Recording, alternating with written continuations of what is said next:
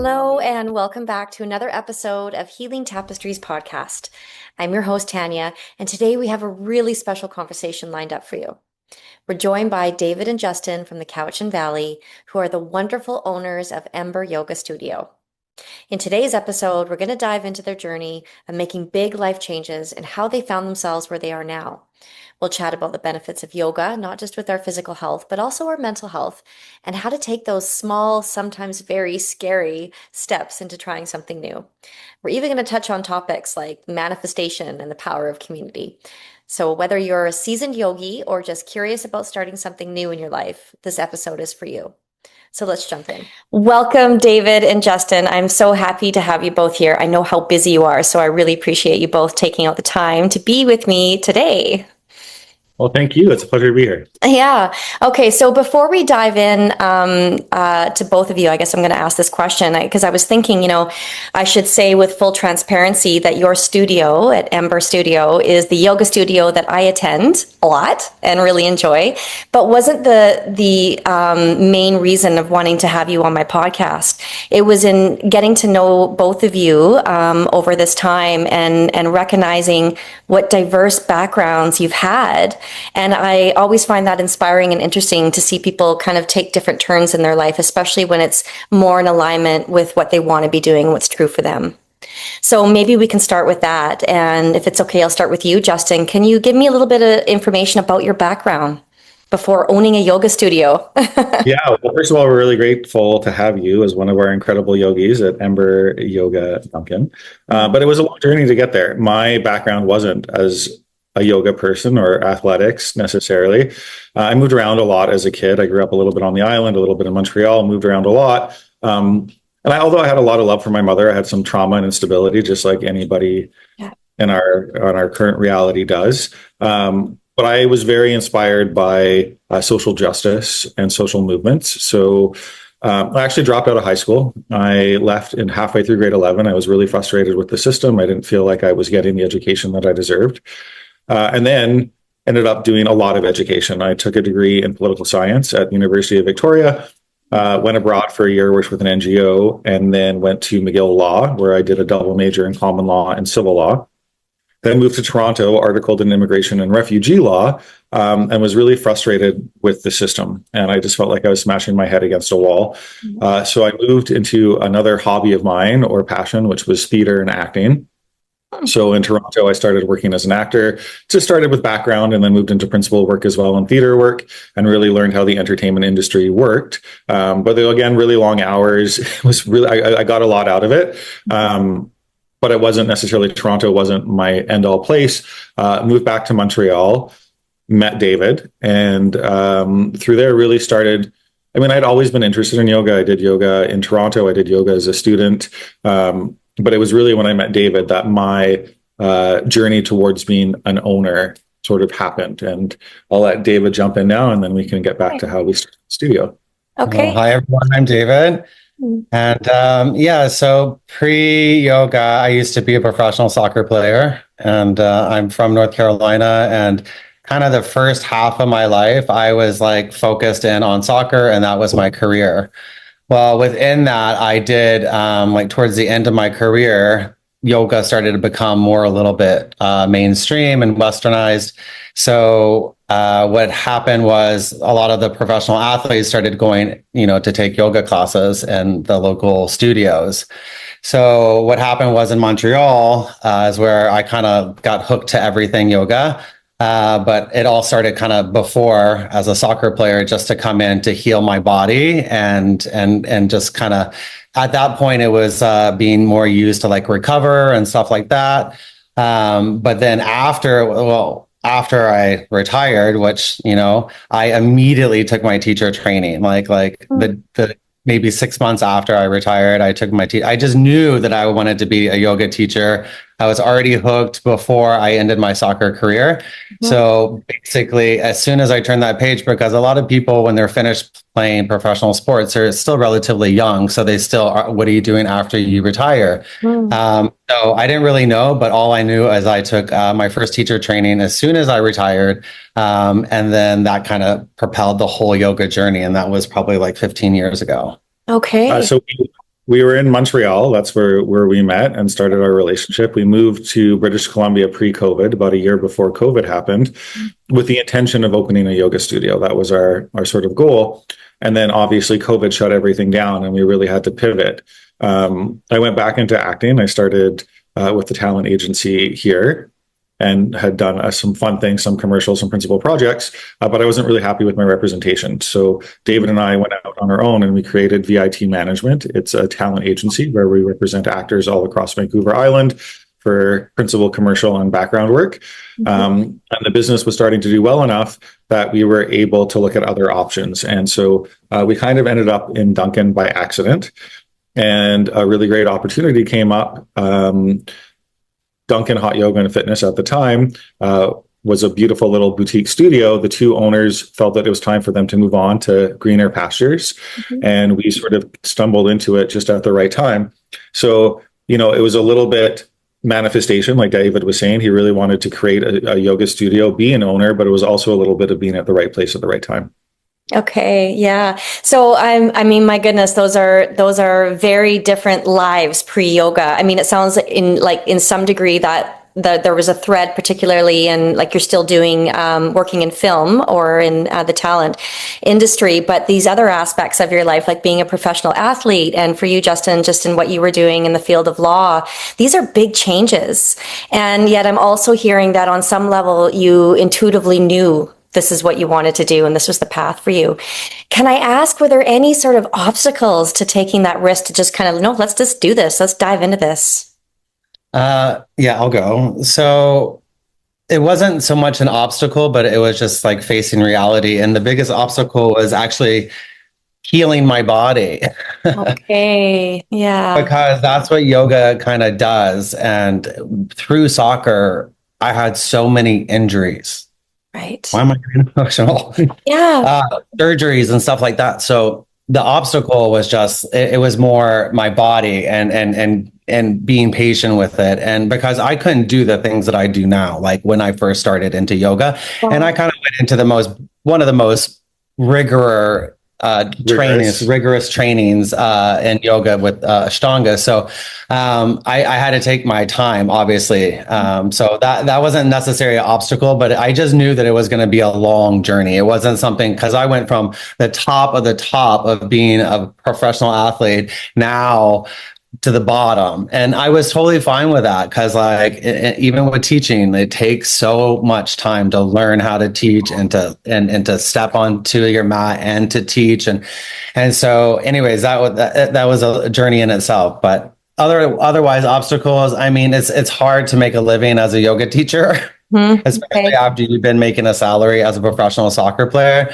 So it was a little bit of humble pie there, but in the end, I made it work. But beyond that, no real obstacles, except really I had to let go of my previous life. Honestly, yoga is such a contrast from professional sports in that industry. So I mean, and the yoga world, it's not about competition. It's really about just showing up. And I love that. And that's kind of what I brought with me from the soccer, was that showing up and trying to be your best, but supporting your partner beside you, practicing with your breath and with your presence, not trying to better than them, or whatever that is. Yeah, absolutely. Yeah, just to sort of to speak to that a bit, David, I think, when we think about obstacles, I mean, it's easy to sort of think about the things that are happening externally to us, but sometimes, more often than not, the obstacles are within us, and it's a sort of shift in our perspective, or, the challenges that we bump up against in terms of how we see ourselves and those limiting belief systems. And yet, in both cases, whether it was sort of, making a big change from being on salary and having, security in that way, from, owning your own business as a yogi and what that looks like, or whether it be just within yourself in sort of taking from your strengths, which I think are inherent in you, your ability to kind of stay focused and disciplined, but also supportive to those around you, that, makes sense that you've kind of overcome so much. And I just want to highlight that.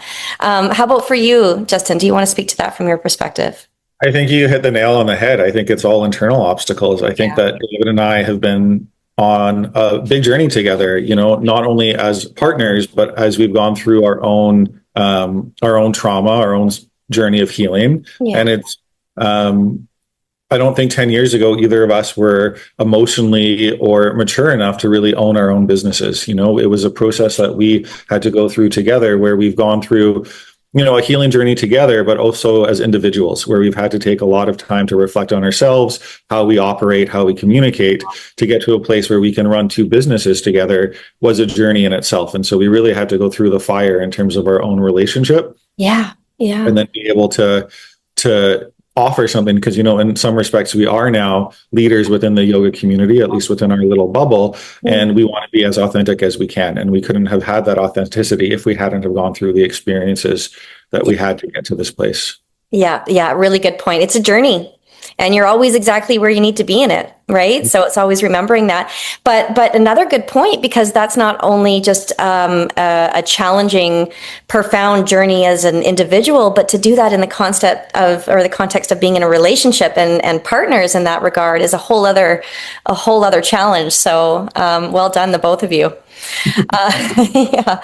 Okay. So, as you know, my podcast is, so as a therapist, I've sort of recognized that when it comes to our mental health and well-being, we need more than just talk therapy. We have to be working with our body. We have to be working with our energy, and just, noting the importance of that. When it comes to yoga, I mean, it might be sort of obvious to many that are listening or watching, the physical benefits of, the practice of yoga, but can you speak to the benefit of yoga on an emotional or mental health level? I'll go first this time. For me, when I was going through traditional education, mainstream education, through UVic, through McGill, these programs are really rigorous, and they don't focus on mental health. Yeah. It's a bit of a rat race. Do better than your fellow students, do better than everyone else in society. If you want to go to law school, you have to be the best lawyer. They're going to rank everything, every student. This is the number one student. It's always competition. And there's always more you could be doing. I always felt like there's always another textbook. There's always, another thing that you could be doing.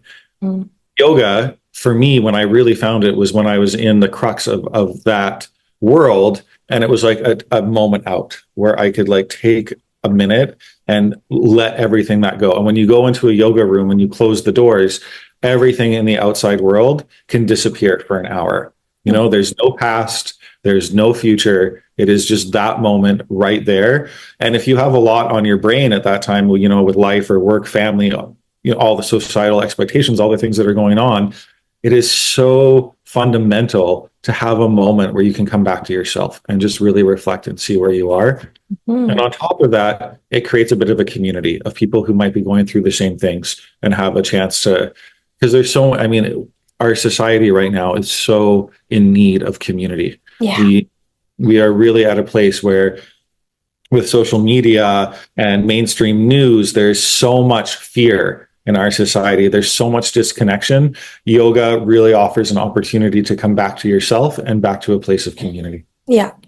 I agree with both those things. And, as someone that attends your classes, I think you do, both of you, a really good job of facilitating both, so one, recognizing we need pause in our life. We're especially in this stage of the world, or where we are in the world and even as a society. So creating that pause, which is very challenging to do, is very important, allowing us to sort of drop in and disconnect from all of that, reflect, all that comes with pausing, but also connecting with others, because we're always walking that line of, interdependence and independence. So being able to sort of manage both and to find that in a practice, or within your community is just so important. I love that about your classes, as I said, for both of you. You have this way, and we can have, fun music playing and this great atmosphere and great people all around you. And the minute that you close your eyes before we begin our practice, both of you always speak to that. It's just coming back to yourself, of letting it go. You're not comparing to the person next to you. You're letting go of the past. You're letting go of trying to predict the future. You're just landing on your mat right now. And I'm also just so aware of the community that you've created through your studio. It's profound, you know, and just on a personal level, I've really appreciated it. I'm not originally from this town, and so being able to find a studio where I can meet like-minded people, you know, and build, and as I have, friendships, you know, through your studio has been really, really great. So thanks to both of you, and thanks for highlighting both. Yeah. Okay. So given that you're so connected to people that are in your studio, and that always strikes me too, because you just seem to remember everybody's names. I don't know how you do it. It's like you have a connection with everybody that comes in. And so I would imagine over time, particularly those that have been going for a long time, you've seen changes in the people that attend. Do you want to speak to that? Yeah. So this is kind of one of my favorite things. I'm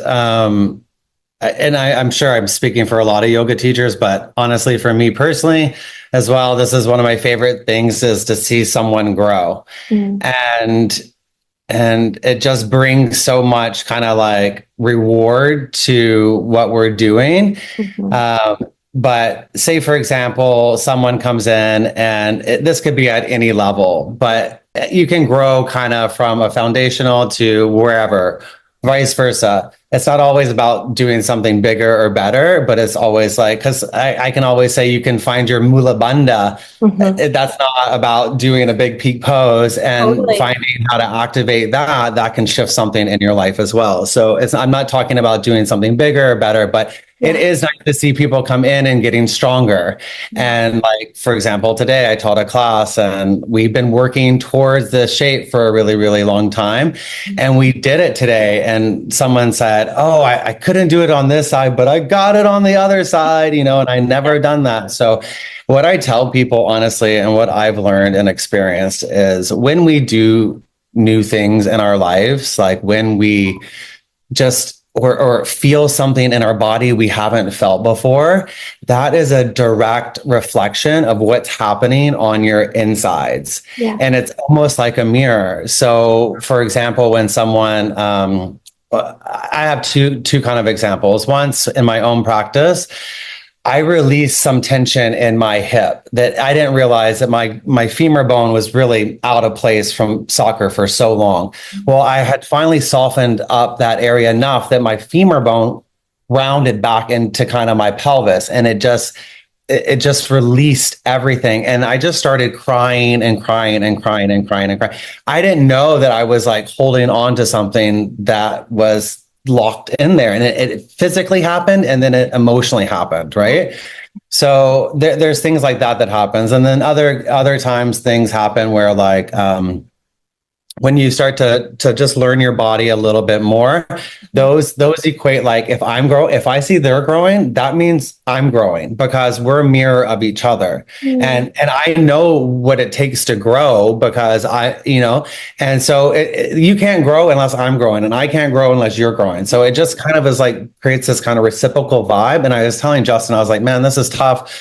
Every day our studio's open. We never really close, even through Christmas and the holidays. And I said, showing up like this, our energy is getting stronger and stronger and stronger, and we're surrounded by people every day who are doing the same thing. They're showing up for themselves. So we're just getting stronger and stronger and growing together energetically, but also yes.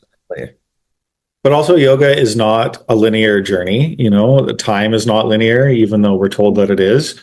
And so there's some days where you come in and one side you balance on really well, and then the next day it's a little bit wobbly. And so it's a cyclical experience, but to have people come back and be committed to themselves.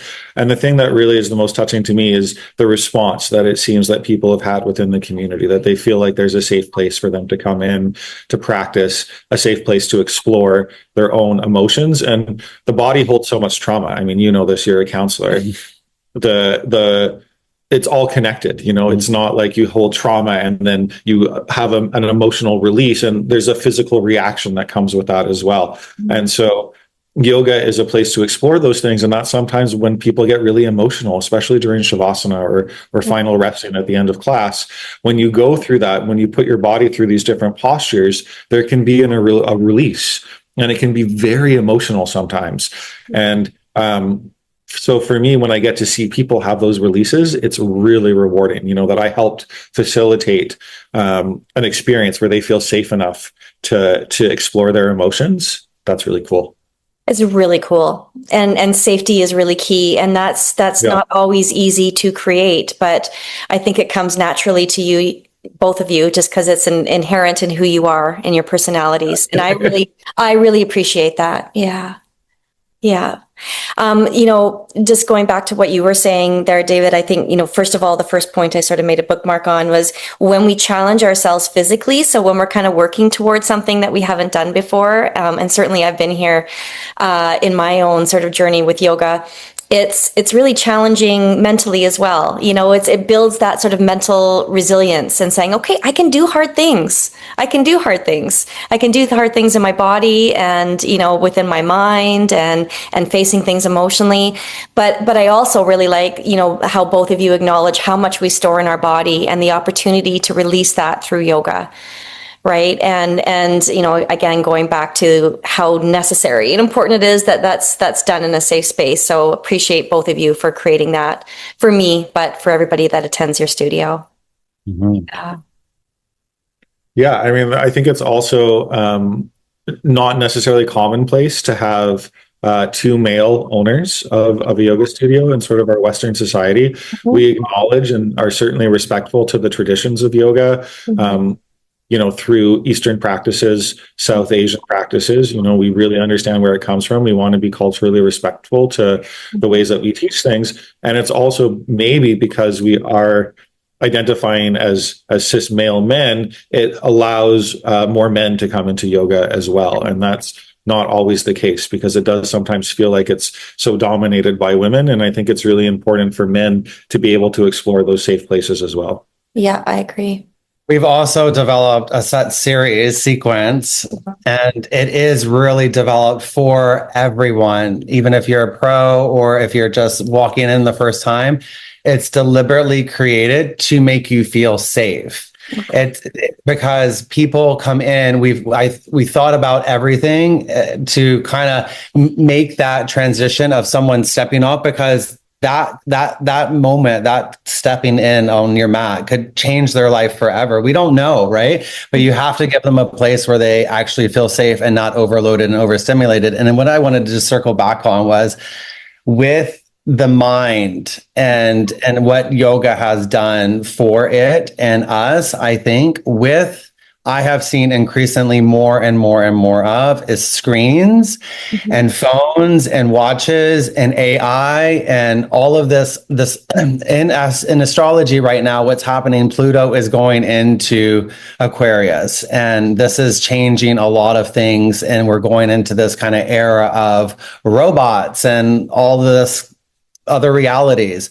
Yoga right now, yoga teachers, human beings, communities, breath, stepping in a room without a smartphone, without a watch, and breathing with each other and synchronizing your breath. That's flow. That's what flow means. Vinyasa. You move with the breath. Every movement has a breath. And then what that does is it syncs everyone up and it creates this like massive oxytocin, how do you say it? Bubble. It's like when you give someone a hug for like 3 seconds, and but you do that by connecting your breath together. And I'm just saying, like, that for me has been like my saving grace, is because you can't even go to the gym now without having your headset on. You basically have your blinders on. This yoga studio that we're all creating together is kind of ripping all of that off. And we're like, take all of that away. Let's go back to the days like where you don't have a watch on and you don't know what time it is and you just are present. And that's, I think, where all the magic is happening. Yeah. Yeah. And to jump on the sequence too, I mean, it's the sequence that David really created is incredible and it is really accessible to everyone, but people shouldn't be intimidated by classes that are a little stronger or a little more accessible. All movement is valid. Any sort of movement is valid as long as you're safe and not hurting yourself. Any sort of movement, any sort of activity is great. But what we've really focused on in our studio is having a variety of classes. So we have a set sequence where people can get comfortable and learn it. We also have very gentle movement classes. We have power flow classes. We have some fitness classes. So we really want to make it, there's not one model fits all for any yogi, for any exercise practitioner. You have to find the classes, the times, the teachers that resonate with you, but also still be open to trying something new and pushing yourself a little bit. Yeah.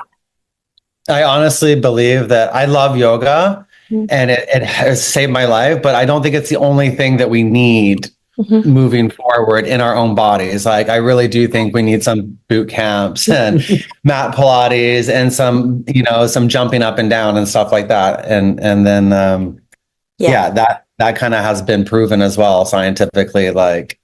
Well, I can speak to that as a middle-aged woman, how important that's been for me, right? Because it's, and another reason why I love your studio so much is because it's not just yoga. You have a variety of classes, from the boot camp to the Pilates to, the different styles of yoga. Again, just highlighting that there's not just one style, right? And so I have found that, not only are they on their own helpful, but they also really help each other. So the stronger I've become, taking some of the fitness classes, I've started to notice, I can balance a little better on one foot now that I'm strengthening a bit. So I can certainly speak to that on just as somebody who attends your classes. And on that note, I guess, you were saying earlier that, or just highlighting, for people that, don't necessarily want to just sort of do that style of yoga. There's these, other sequences or other approaches that you take. How about for people that just in general are a bit nervous or apprehensive of taking any class? What might you say to them? Find a friend. That's honestly the hardest part about yoga is getting in the door. And it's like that with anything. I think that, we are very open and very welcoming when you come in, but it can be really intimidating the first time. And so you can come in by yourself, please do. We're happy to have you. If you're feeling any trepidation, a lot of the way that people have been brought in is through a friend. Come with me, try it out, see what the studio is about. And once they get there, they're like, oh, it's cool. I feel welcome here. Okay, I can do this. So it's really the hardest part is getting your feet through the front door. Yeah. And just also knowing that, generally speaking, most studios have something for everyone. So just be also aware if you're that trepidatious. I could tell you the stories of people have come to my Power Flow, which is our kind of more advanced class, first time ever doing yoga. So love the enthusiasm. Okay. Love that you stepped in, but also, if you're yoga now has evolved as well, so just always, but there's generally something for everyone. Yeah. Honestly. And our kind of age spectrum goes from, we allow some kids up to 14 years old and 75, 85. Like we want to we don't want to stop doing this forever. Honestly, when you find your passion and your purpose and they align and they've kind of, like you said at the beginning, getting closer and closer and closer. And it's like, it was like a flower blooming. I tried to manifest this for so long through grit, and just, focus and organizing, and it just never happened. And it just had to bloom on its own. But when it did happen, we were ready. And that was the thing. It's like, get ready, focus on it. And we talk about this in class all the time. And it goes back to the mind and letting go and being open to being able to actually, you can restructure your thoughts or your brain by your thoughts, and going over. If you keep saying the same thing over and over, good or bad, it's going to come to fruition. So basically just coming back to that, and then but also I just want to jump on that too for the manifestation piece. I do think that's in the sort of the past, the way that we've been taught to manifest is to really visualize the thing that you want to create in your life. But when you do that, you create a lot of boundaries about what it's supposed to look like, what it's supposed to be this. If I'm going to do this, I need this to happen. And if I can't get this to happen, how is that going to happen? And I think the key now for manifestation is really letting go of all the ifs, ands, buts, and should. Oh, like how? Let go of the. You got to let go of the how. You have to find the frequency, find the feeling, what it feels like to already be rich, or like have no debt, or to be in love. take the feeling out of the head and find the emotionality of it. Yeah. Create a frequency and create it as part of your existence. And then that way, when these opportunities come, it doesn't have to be this or that, or I'm only going to do this if this happens. Because when you create these restrictions around it, maybe you're being blind to some of the opportunities that could have come. And I think it didn't necessarily manifest the way that we thought it would manifest. We didn't think that we would end up in Duncan owning a hot yoga studio, but David really wanted to own a yoga studio, and it manifested the way that it was supposed to manifest at the time it was supposed to manifest. 100%. And we were open to it when it came. And when it started to come, we knew. I showed up at the studio and I go to Justin, I don't know why I'm here, but it feels like home. And then like maybe 2 weeks later, we had started talks about negotiations for taking over. So then it just all clicked in right away. I was like, and then we changed our name to Ember and created our new logo and created our own new identity. And honestly, this is just the beginning. Yeah. We really are like inspired by what is happening here in Duncan, and we want to grow. We want to make this more available for more people. Right now we're mighty and cozy and whatever. We're busting small but mighty. We're small but mighty. We're busting at the seams. So, yeah. Anyways, we really, really love our community, and we love because people will come in and they'll be like, "Oh, I manifested this," or "I manifested that," or I've been because we also, like you said, brought up in the beginning of the class, do you want to set an intention? Yeah. Do you want to bring something else into this practice beyond the physical? And what that does is it creates maybe someone's listening to us and really focusing and doing it, and maybe someone's zoned out and just our voice is soothing them. Either way, doing this in the beginning, it allows you, and then you can I always say, do it for the next hour, but also do it when you get off your mat, because that is how it is going to come into fruition. And you have to almost trick yourself. You have to believe it yourself first with it out existing for it to come into existence. And sometimes it just, you just have to. I was going to tell a little bit of a story really fast. But basically, it has to do with personally with me and a little bit of we'll just say debt. Anyways, so I had heard Justin wrong, but he had said something to the effect of, if you pay this amount of money, your debt will be clean. And I had that amount of money. So I was like, yes. And I got elated. I was so elated because it felt like a weight. I've been manifesting in my head too. What do you want to let go of? Debt. I don't want anything. No credit cards, nothing. I want to pay everything up. So I just had this one little thing. Okay. So anyways, I thought it was done. So everything, I felt so good. So anyways, he goes, no, it's this amount. But then I thought to myself, I have to focus on that initial feeling of what it felt like to be debt free. And I just kept focusing on that feeling of being elated and enjoyed and having all the freedom and that weight off my shoulder. And I'm not even joking. I overpaid my credit card recently. I got to a place. So yeah, things are really good. And anyways, we're really, really happy and blessed. But I just wanted to say, just come back to that feeling of already, even if you have to trick your mind or somehow convince yourself, it really is the truth. I also wanted to jump back onto the bit about community and how important it is to feel like there is community, because so much of our society right now, like we highlighted with mainstream media, on social media right now, it's always like, look how great I am. I love my life. I'm so perfect. And it's almost me it's a facade. It's not real, but it makes us compare each other.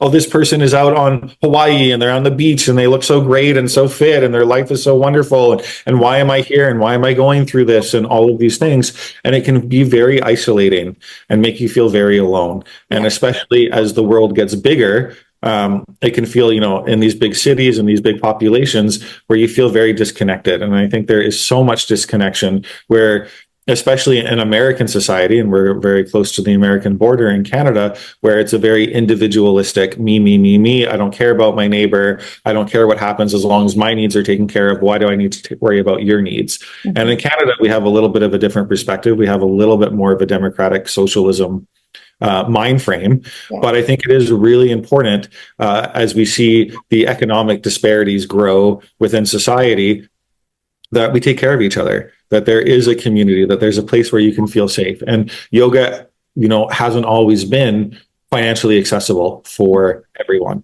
And so we don't turn people away at our studio. If you can pay the full price, great. We love that. We're a business. We have to survive. But if you can't, we'll work with you. We'll figure it out. It's not about the paycheck for us. It's about creating a safe place of community. And if you feel like you could benefit by being part of our community, then we'll work with you to figure that out. Yeah, great. Okay. Okay. I love all of that. And I just want to pull a few of those pieces together because they all work together. I think, again, going back to if someone's feeling a bit hesitant to drop in and join, keeping that in mind, because that might be an obstacle for some. The idea of doing it sort of on their own. So grabbing a friend is really important. And just a few things, I think, and going back to this idea of manifestation, because I like what you were saying with regard to that. And that's how I meet that as well. You can't just think it. We have this phrase in therapy: what fires together wires together. So if you keep thinking a certain thing that creates a neural pathway, you're going to start believing it, and you're going to, your whole life is going to go that way.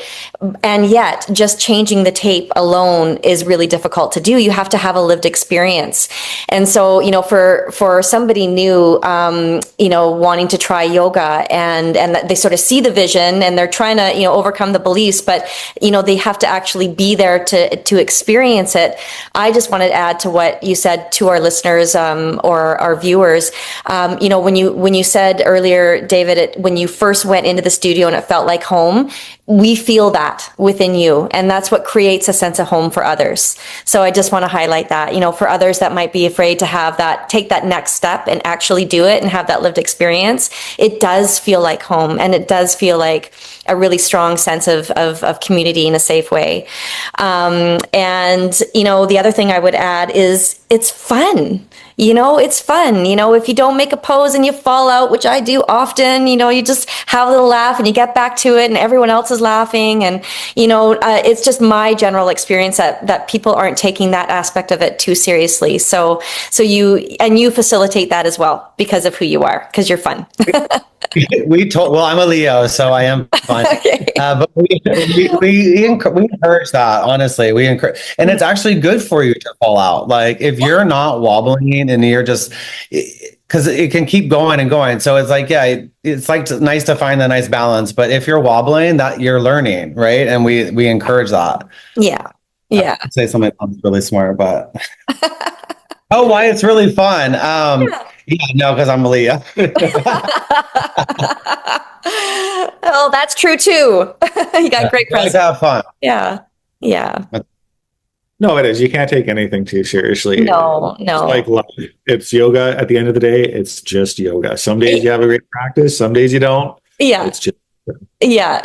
But and the other piece I wanted to bring in what you said, Justin, that's so important to all of this is, and again, that idea, you have to have a lived experience. You can't just, social media is, everyone's kind of given the best version of themselves, and we get caught in that compare and despair.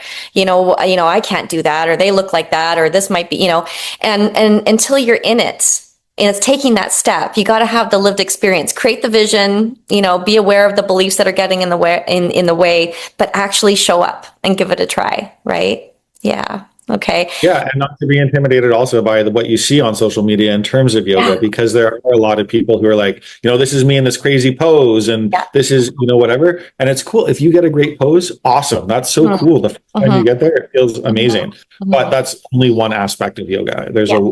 There's a lot more to it. But to just harp on what you said, showing up and showing up again. Yeah. And showing up again. Totally. And showing up again. It's just because like when you get that pose, you have to do it again tomorrow or the next day. It's constantly showing up. But by committing to yourself and stepping on the mat and going out the door, that changes you. It changes your energetic field. It changes your frequency because you are telling the universe, I am taking a step towards me. Yeah. And also to just live in a place of gratitude, because at some point for all of us, it's going to be the last time that we do that pose, whether it's today, 10 years from now, 40 years from now. At some point, we're going to not be able to do the same things that we were once able to do. And I really am super grateful. You know, like every time I get into mermaid, I'm like, is this the last time Oh my God. There's a certain level of gratitude. You know, I'm always really grateful for what I always thank my body for everything we were able to do together today. And just to be cognizant that life can change very quickly. And I'm just very grateful to have the mobility that I do have. You picked up on two things, Tanya. One thing that we do in the beginning of class pretty much all the time is bring awareness into your breath. Yeah.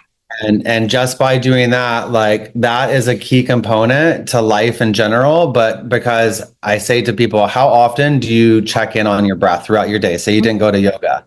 Did you wake up and take a, so check in with your breath. And then that creates the kind of ability to zone into your flow state kind of vibe. And then at the end, we really love to wrap classes up in gratitude, because that also creates another little frequency just by continually coming back to gratitude. I am grateful for this. It resonates at a frequency of like love or whatever. And the same thing with love. We either come back to gratitude or unconditional love. And you'd be surprised sometimes, like even as a teacher is saying, tell yourself, I love myself.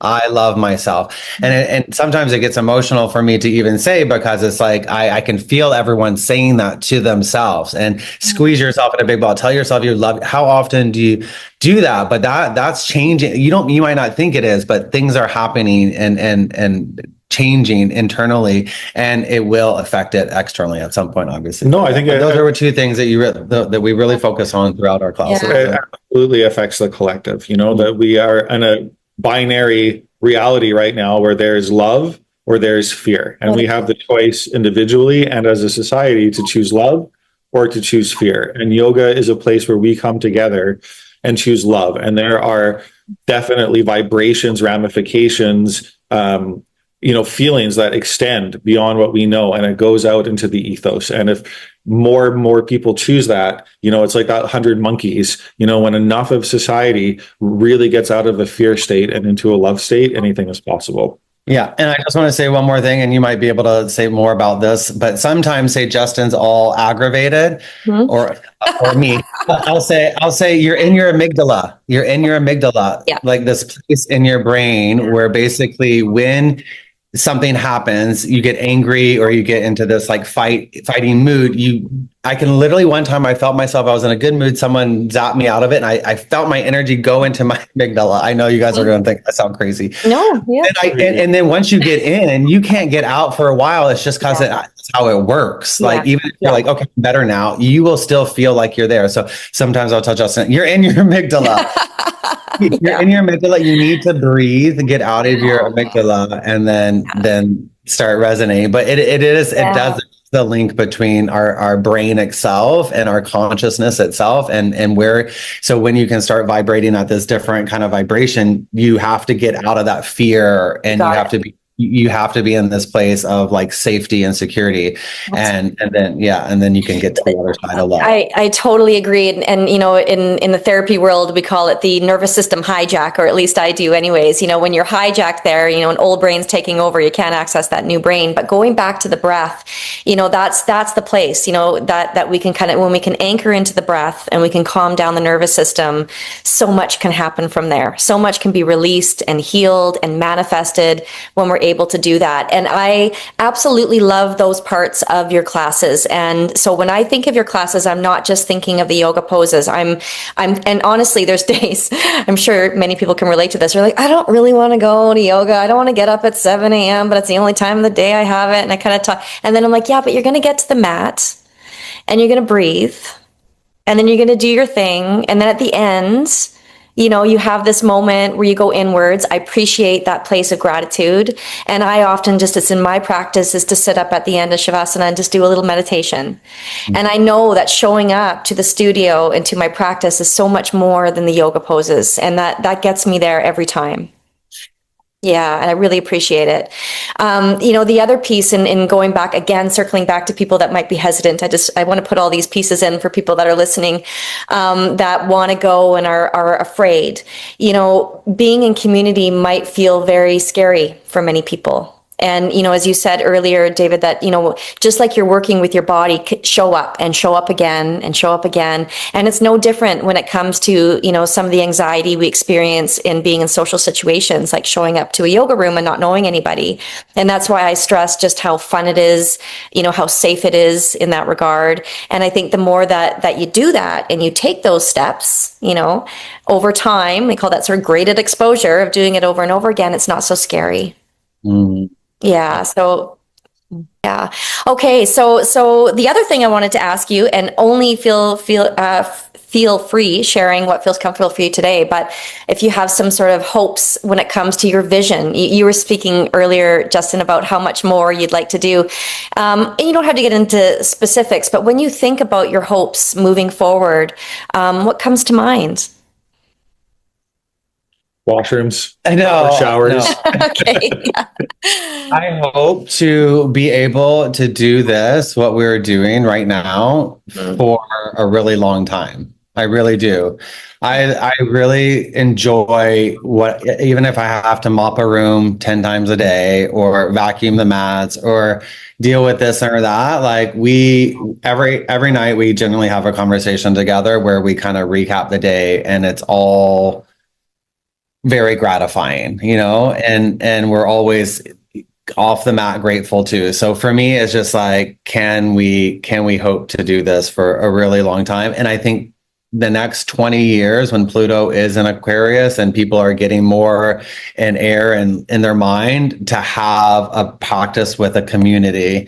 It doesn't have to be a yoga studio or anything, but coming back to that idea of a community is just, I think, very, very, very important. I would love to be able to continue to offer yoga the same way. I mean, I would love to be able to offer more yoga. Duncan is a growing community. We have a small space. I would love to be able to have a larger space in the Manifestation. future. Start somewhere. When we came in, the community didn't know who we were. We're just two guys, and people had to get to know us and know what we're offering, and to help foster and build that community. And so we were really lucky to be able to come into the space that we were able to come into. But I would love to have more space and be able to offer more opportunities, more workshops, have more guest speakers come in, guest practitioners, guest teachers, and have more perspectives. Like we were saying, all movement is valid, and we offer one perspective, but we want to continue learning and growing as well. And so we would love to be able to facilitate other perspectives. Okay. Yeah. I see that for both of you. I think you're moving in that direction already. So that's, I see that.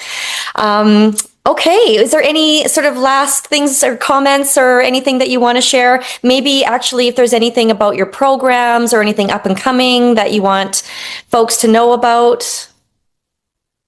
Well, if you're a teacher out there and you want to learn how to sequence vinyasa yoga, we're having a teacher training in April, April 9th through the 12th here in Duncan. And if you're looking for talent representation, we also offer that because we own a talent agency, 𝐉𝐸 Management. Okay. You can find us at www.𝐉𝐸MGMT.com. Okay, amazing. And for folks that are interested to learn more about your programs or take some of your workshops, where will they find you? Yeah. Contact at emberstudiosduncan.com is the email address. You can find us through our website, Ember Studios Duncan. And we offer, like we said, the full perspective and full gamut of yoga classes, everything from gentle movement to fitness and exercise classes, all the way to flow, vinyasa flow, power flow. So there's something that you can try at any level, any experience. We welcome all ethnicities, diversities, ages, genders. What we like to say in both of our businesses is like we open the door for the opportunity. Like it's where opportunity meets wherever you are at. We're like, you want to do yoga? You don't got money? I don't care. Come on in. You whatever. Like that's our kind of thing. And if we're always gonna open the door. If you walk in, we're gonna keep walking with you. Nice. Love that. Love that, you guys. Thank you so much. I just want to add before we wrap up for today, when I think about setting goals and making your dreams come true and manifesting them, yes, it's the vision and yes, it's the sort of felt experience. And when it's really in alignment with your truth, it's just about being yourself. It's just about being your authentic self. And as somebody that's, been attending your studio for a while and kind of watched the changes over time, you two have consistently been yourself. And so it's no surprise to me that you've been as successful as you have been, because that light is just so pure and evident to anyone that meets you. So I want to say that back to you. I never get the time to say that, and I'm glad that I'm able to have this time and space to really make that clear to both of you. Yeah. Thank you. We will take it. Okay. All right. Well, thanks, you two. We'll wrap that up for today and hope to have you here again sometime with maybe a different topic. We'll see where that goes. Thanks, everyone. And in the meantime, I'll see you at the studio. All righty. Okay. Bye-bye. Bye.